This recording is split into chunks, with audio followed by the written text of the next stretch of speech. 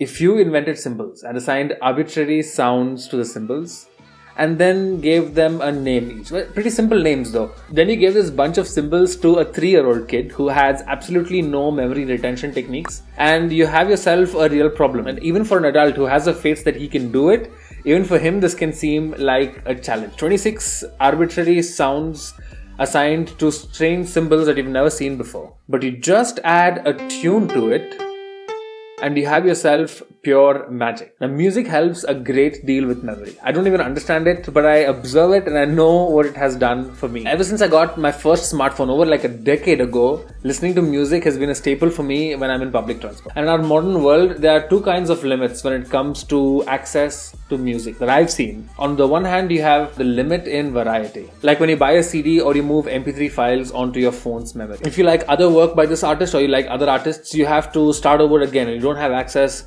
to new stuff, but you do have unlimited access to the ones that you just moved or the songs in your CD, Then there's the on-demand access where you do have the variety, you have the freshness, new stuff keeps coming up, like the stuff that you listen to at a cafe or the stuff that you listen to on the radio. You can't come back to the exact song that you like, but you do have access to fresh variety. Either of these deals seem really bad, right? I'd rather have just access to everything all the time, everyone wants Spotify Premium. For the majority of my life, I've been living with these two limits. And despite these limits, I've come to learn a lot of songs in my time. Either ways, what strikes me the most is I can choose a random French song, either from the classic music list or from French pop music list. I can pick a random song and a French person will surely know this song. It's like it's his job. He just knows it like it's his job. Now we're talking hundreds of songs that involves memory in that precise permutation, in that one specific order that each of the songwriter put for the songs. Some of these guys are everyday phrases, you can go out and use it, and some of them are so poetic that they're not everyday phrases. It's only for the song. You can't use it in your everyday life. Now, we may not realize this, but it's the equivalent of memorizing the whole handbook of law or a handbook of physics or something like that. But not just understanding and learning the concepts, but memorizing verbatim. From any page, if you start, the candidate needs to finish that sentence. Music can do that for you. So if you're learning language, I don't know what you're doing if you're not listening to music in the target language. Because this is the challenge that adults face when it comes to learning a new language. They have to exclaim and respond naturally without translating from their first language. And this is the challenge, right? Just like the alphabet challenge that children have, this is a challenge that we have. And music can help us get that. Now for English and Hindi songs, I didn't really try that hard. I had these two limits that I spoke to you guys about, and despite these limits, I ended up learning the music around me. And most of the people like me have learned it too. It's not really superhuman.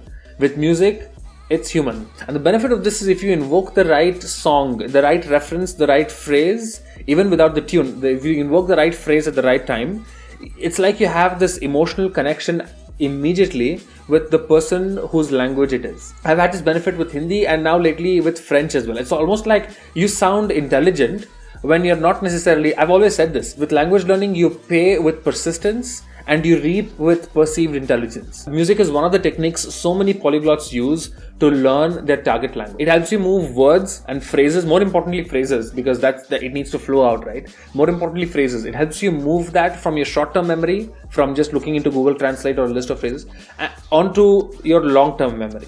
I've spoken about the struggle in my TED Talk. If you haven't yet seen it, you can check it out over here. But in that talk, I don't delve into the details of the techniques. That's what I intend to do over here in my YouTube channel. So if you're learning a language and you like learning, definitely subscribe to see more stuff like this. But I've also created, it's actually mine, okay? I'm giving it to you. But I've created a list of French music that I go to listen to when I'm in public transport. The link to the Spotify playlist should be in the description box. You don't need to go out and get premium subscription for this. If you have the money, get Spotify subscription with your family maybe. But if you don't, it's fine.